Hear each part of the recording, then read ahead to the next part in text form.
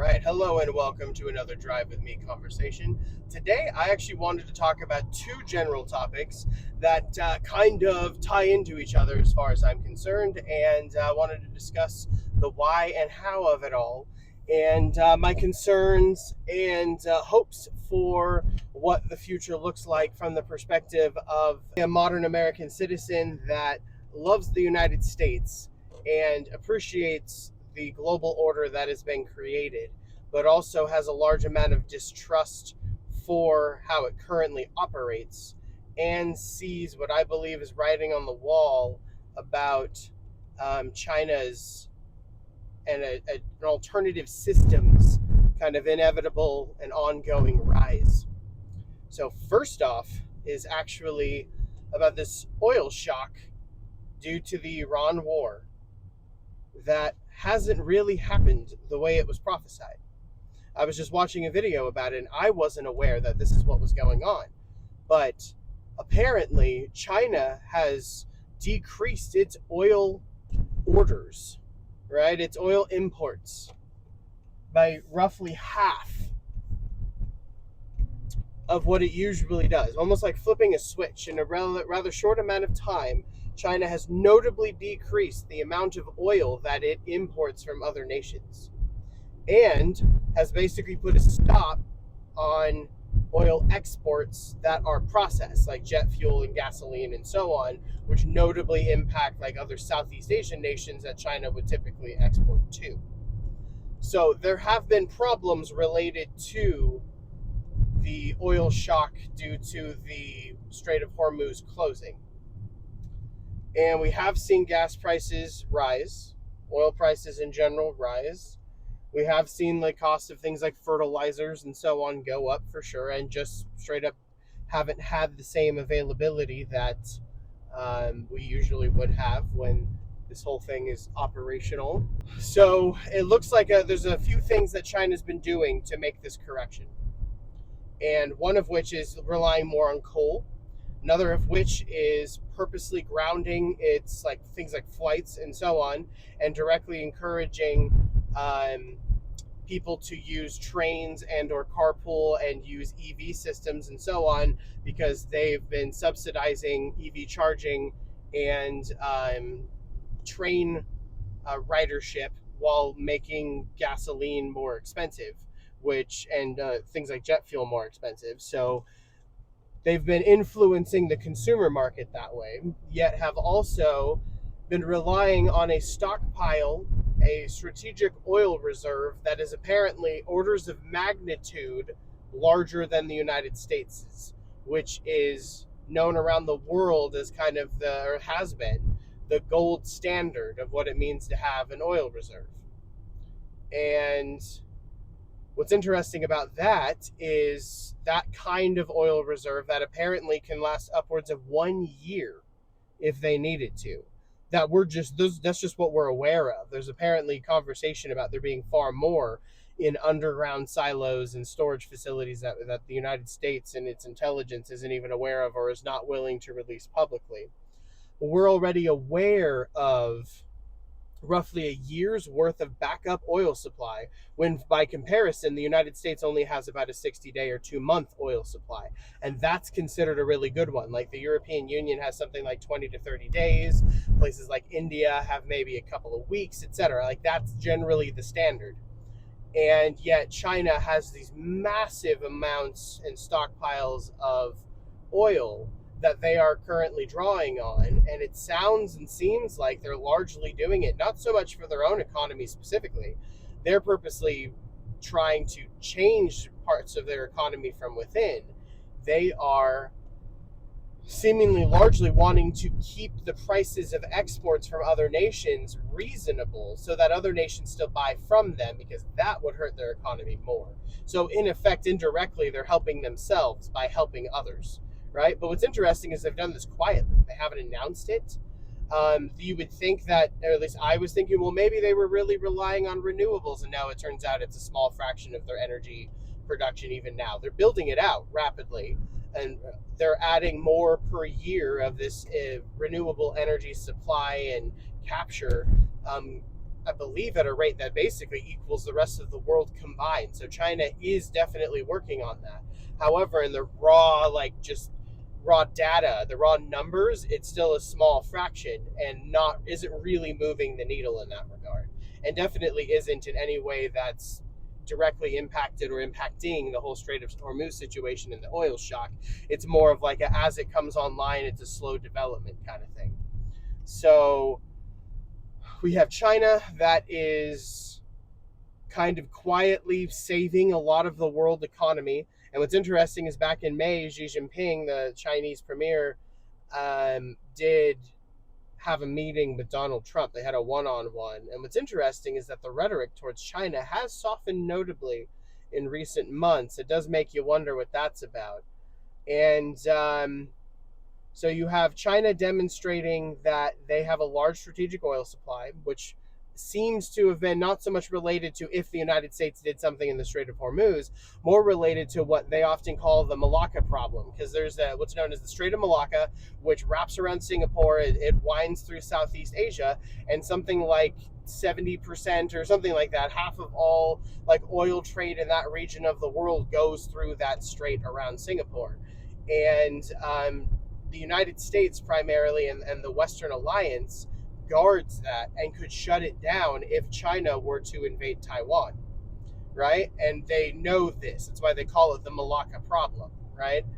And so one of the ways they seem to have been strategically trying to get around that problem is being able to have a sustained conflict without the need of oil to nearly the same degree that they have traditionally. And I think their renewables program, their move toward that diversification and still common use of coal, their oil stockpiles, like China's doing a lot to try to separate itself from the American-led system and not rely on it so much.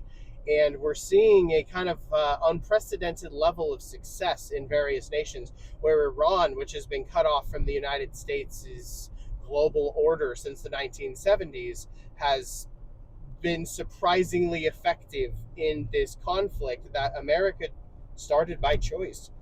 We were not pushed into this. This was not required. Donald Trump and his administration decided to do this all on their own, seemingly at the behest or major encouragement of Israel, which has one of the most powerful lobbying efforts and political action committee groups and just overall influence in American politics overall. It's the AIPAC and the Israeli influence on the United States seems to be very heavy and disturbingly so in some cases. And I think both its war in Gaza and our war in Iran are demonstrations kind of exposing just how dangerous and corrupting this influence has been. Such a small nation has such an undue influence on what is fundamentally its benefactor, but it's what's required for Israel to survive in the world that it's in, and it knows that. So I think that's exactly why it's parasitically attached itself to the United States and tried to tie its fortunes to that of the U.S. And this administration in the United States and in Israel have been very, very successful at working together for this mutual endeavor that doesn't actually benefit the American people, as far as I can tell. So you have China is showing it's being careful. It has an undue amount of influence on oil prices now because it just shifted roughly 5% of the world's oil supply and saved the world from a really bad oil shock. It didn't completely solve it, but it shifted a large chunk of it such that the shock, the worst of it, that was likely to cause a like 1 in 5 flights and various factories and various things to shut down and just be grounded, haven't really happened like was expected 4 to 6 weeks ago. So while you have China has clearly been making really generally good and strategic and smart and long-term thinking positions, what has the United States been doing? We've been invading Iran when we don't need to. We've been investing huge amounts of money in AI that has caused a complete destabilization in technology. We've been allowing wealth concentration and consolidation and corporate corruption and political corruption to degrees we haven't seen since the 1800s, if ever, to this specific degree. The The United States is slowly but surely faltering, and this is not from the perspective of someone that is happy to see this. In fact, I want to present this as a warning, a carrion call, a canary in the coal mine kind of situation. We're actually beyond that, where we're pretty well into this process of the United States pissing away its advantages in favor of just benefiting the wealthy, in favor of only enriching those that are already obscenely rich, while expensing everyone else for the privilege of living in that world. Meanwhile, China is actively working on producing and allying with other nations and buying cheap oil from places like Iran and Russia and so on, using their own currency and like a shadow network of refineries and so on that allow for them to uptake a huge amount of cheap oil, while the United States wields its petrodollar like a cudgel and a weapon, such that we continue to control a market that is increasingly irrelevant. We are pushing our own extinction as a world superpower.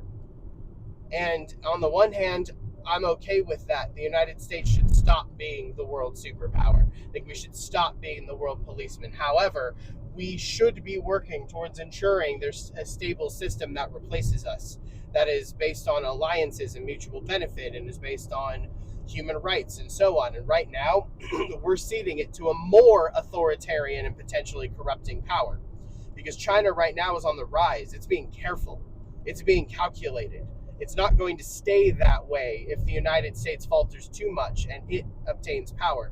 No major power does. It's not how human psychology works.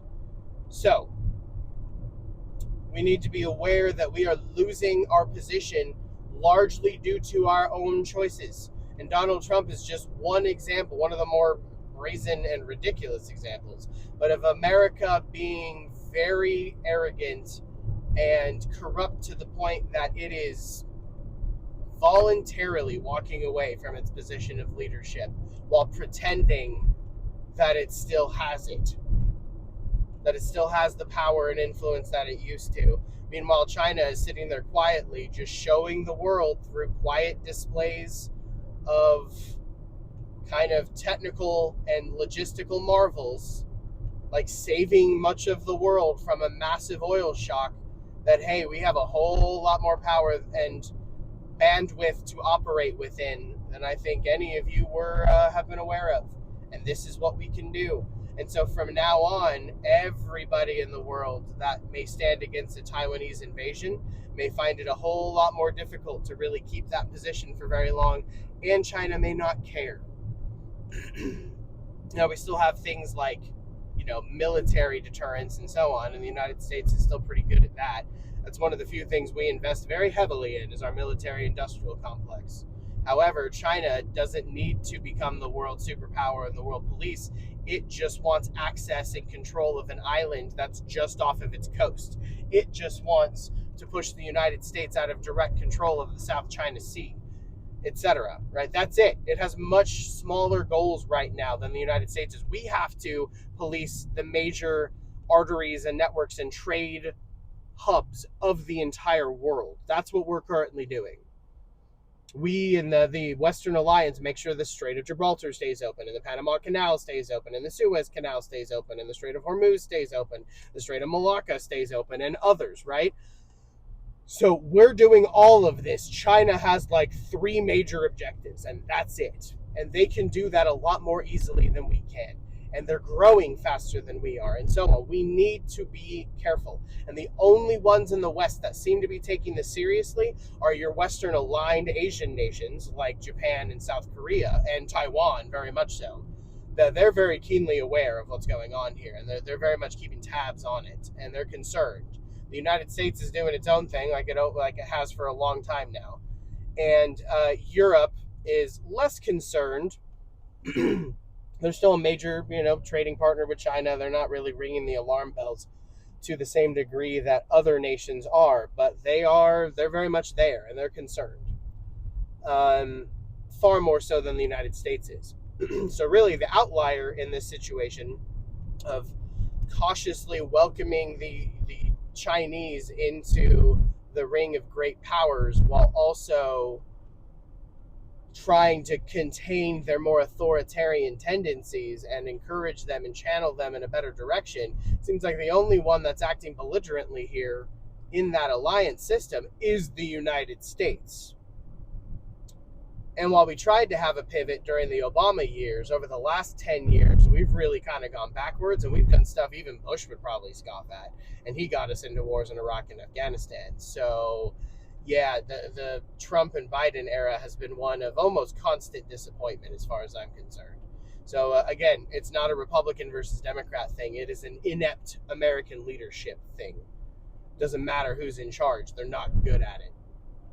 And it's not that hard to see why, or the various, like, granted, they have information we don't have access to, but they clearly have not used whatever that information is well, because with the information we have that is more limited, we can clearly see their decisions are working out poorly and that their direction is not working, and yet they're not changing it, which doesn't mean that you give a huge amount of deference to the presidency or some kind of undue respect to the position. We need to hold them accountable and expect a whole lot more out of this, and realize that they are largely beholden to things like the military-industrial complex and probably powers that be behind the scenes that we would be terrified to know exist.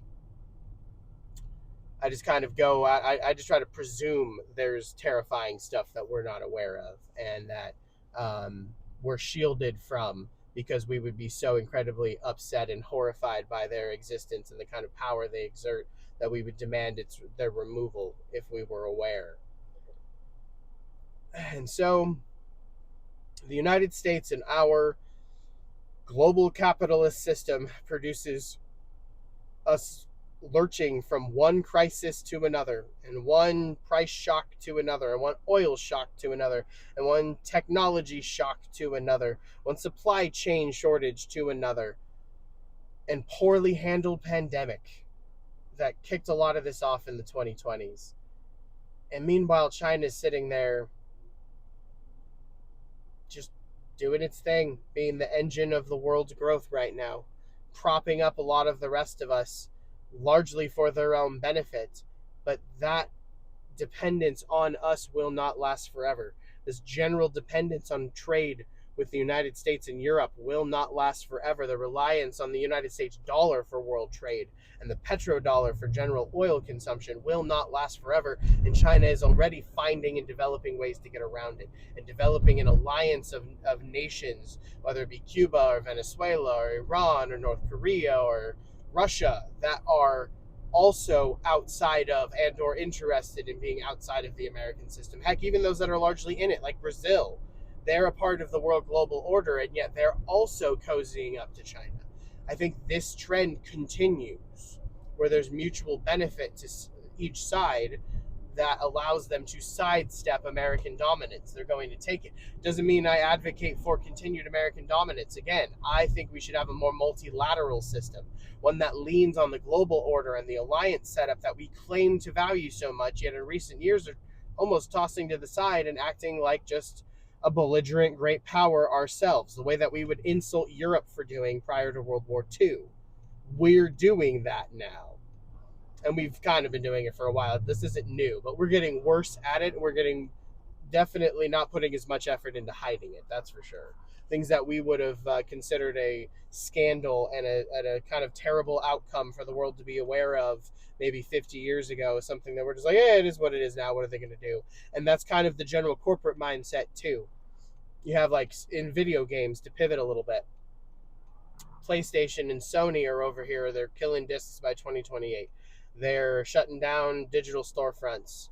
They are taking offline 551 movies, that many of which are physically, or they're digitally purchased. They are theoretically owned by individuals that have purchased these movies. They charge full price for them. They are increasing the prices of almost every online service that they offer, whether it be anime through Crunchyroll or PlayStation Plus for games. And they are doing it with a smile on their face and telling us all, basically, we can go suck it.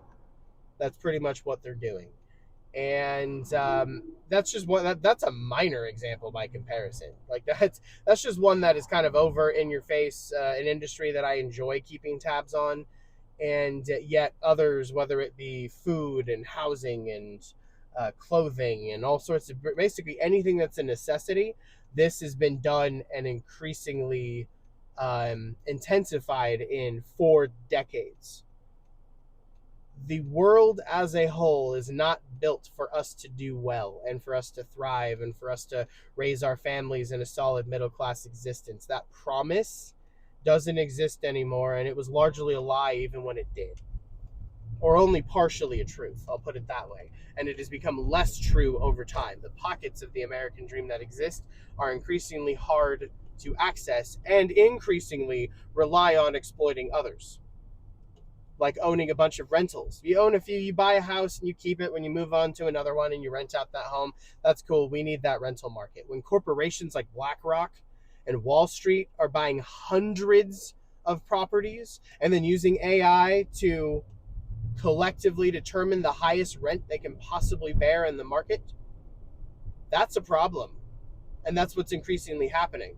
We're having corporate ownership of a lot of our housing, and then it by extension helps raise the prices that everybody else charges, helps increase the cost of insurance, because hey, we could just be insuring this corporation that, yeah, sure, we give a deal to them and a lot of our money comes from them, but you as a mom and pop operation that maybe own 5 or 6 doors or even 20 or 30 doors, right? You own a few apartment complexes. Good for you, bucko. We still are having, and we're taking on a lot more risk insuring you, and they're less willing to do so, and they're more able to say, well, we're going to charge you a whole lot more. And you see this really overtly in places like my home state, original home state of California, where I was born and raised. It is disturbing. It is a problem. It is going to really harm us in the long run, and this is unsustainable. We are going to have a reckoning at some point, and China may very well end up being the deliverer, or the focal point of the deliverance of America's reckoning if we are not careful. And I hate seeing this, because we have all of the tools to manage a better transition. The British Empire transitioned to the dominance of the American Empire, functionally, far better than what we're doing right now. And in large part, it's because there was another English-speaking nation that they were already allied with. And World War II, afterwards, they really didn't have a huge number of options. They were decolonizing. Like, for the British, it was a different situation, a different environment, and it was more comfortable for them to switch over, but it was still painful for them. The loss of dominance of the pound, the loss of their empire, the basically shrinking of their influence and status on the world stage. It wasn't fun for the British, and it sure as heck won't be fun for us. In fact, if anything, the way it's going right now, it's going to be worse for us. So we need to be really careful and realize we are in a post-imperial era here for the United States, and we have rising lateral powers to challenge us. We need to be smart about this, and right now we are not. So I think I've been on my soapbox enough for the day. So if you made it this far, thank you very much. I appreciate it. Feel free to like the video if you did. And if you want to hear more about politics, economics, current events, etc., please stick around, because we'll definitely be talking about it. All right, y'all. Later.